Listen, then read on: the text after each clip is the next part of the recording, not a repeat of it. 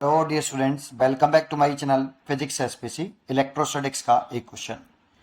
To electric dipoles of dipole moments 1.2 10 की power minus के 30 and 2.4 into 10 की power minus के 30 coulomb into meter are placed the two different, important है ये दोनों, placed in two different uniform मतलब constant electric field में।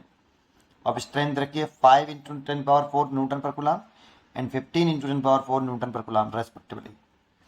The ratio of, important word, ratio तो है लेकिन किसका? मैक्सिमम टॉर्क, टॉर्क नहीं maximum torque experience by electric dipole will be 1/x given है ना। The value of x H, ठीक है।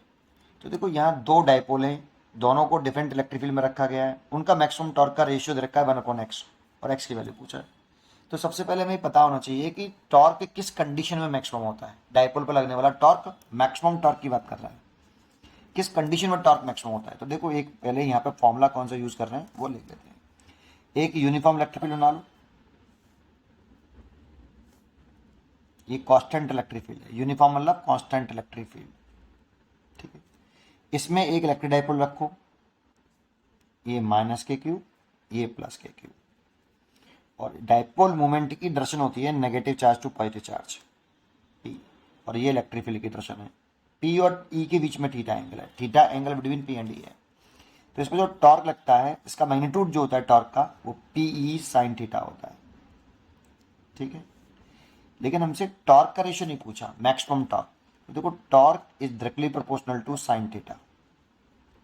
तो इफ साइन थीटा मैक्सिमम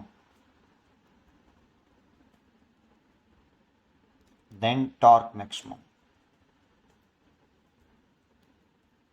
और साइन थीटा की टेबल में सबसे बड़ी value +1, that means sine theta बराबर sine 90 degree, that means theta बराबर 90 डिग्री। ये किसके बीच में एंगल?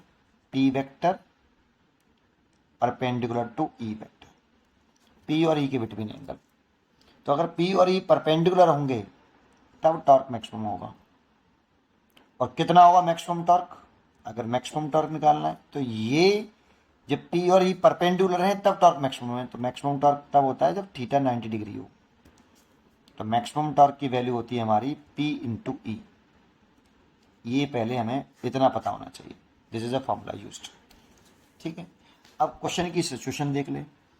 केस 1 है, मेरे पास दो डाइपोल हैं। एक डाइपोल को स्ट्रेंथ को रखा गया है एक इलेक्ट्रिक फील्ड में E1 में, और इस तरह से रखें बेटा, ये माइनस के क्यू, ये प्लस के क्यू, इसका जो डाइपोल मोमेंट है P1, और ये इनके बीच में 90 डिग्री। तो टॉर्क मैक्सिमम होगा, मैक्सिमम टॉर्क फर्स्ट डाइपोल पर लगने वाला P1 E1। और सेकंड केस क्या है? फिर दूसरे डाइपोल को भी दूसरे इलेक्ट्रिक फील्ड में रखा गया है। ये इलेक्ट्रिक फील्ड कांस्टेंट है दोनों, और इस तरह से रखा गया है कि दोनों का टॉर्क मैक्सिमम हो बेटा। ये माइनस के क्यू है, ये प्लस के क्यू है। चेंज कर देते हैं, क्यू डैश कर देते हैं, डाइपोल मोमेंट बदल गया ना, P2 कर देते। यहाँ पर भी 90 डिग्री है थीटा, तो इसमें भी मैक्सिमम टॉर्क 2 P2E2 ऐसे।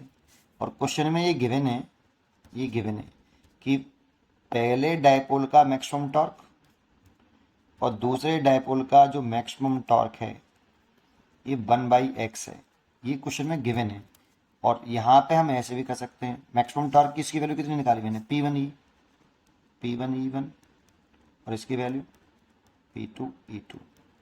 ये क्वेश्चन में हमें गिवन थी कि the ratio of maximum torque experience by electric dipole will be 1/x। Value of x पूछ रहा है, ये हमने निकाला है। अब इसको सॉल्व कर लो और वैल्यू पुट कर दो, काम खत्म हो जाता है।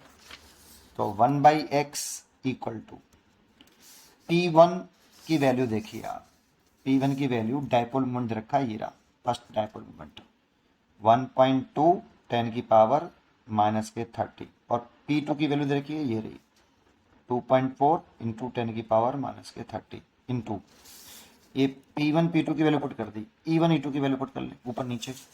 तो E1 की वैल्यू है 5 इंटू 10 की पावर 4, और इसकी वैल्यू है 15 इंटू 10 की पावर आपकी 4। देखो पावर से ये पावर कैंसिल हो गई, इस पावर से ये पावर कैंसिल हो गई, और ये इससे कट गया 2 बार और ये कट गया 3 बार, तो 6 हो गया नीचे। 1/x is equal to 6, x is equal to 6। x की जो वैल्यू है यहाँ पे 6 है। उम्मीद करता हूँ कि आपको ये क्वेश्चन जरूर समझ में आया होगा। पढ़ते रहिए और खुश रहिए। Thank you.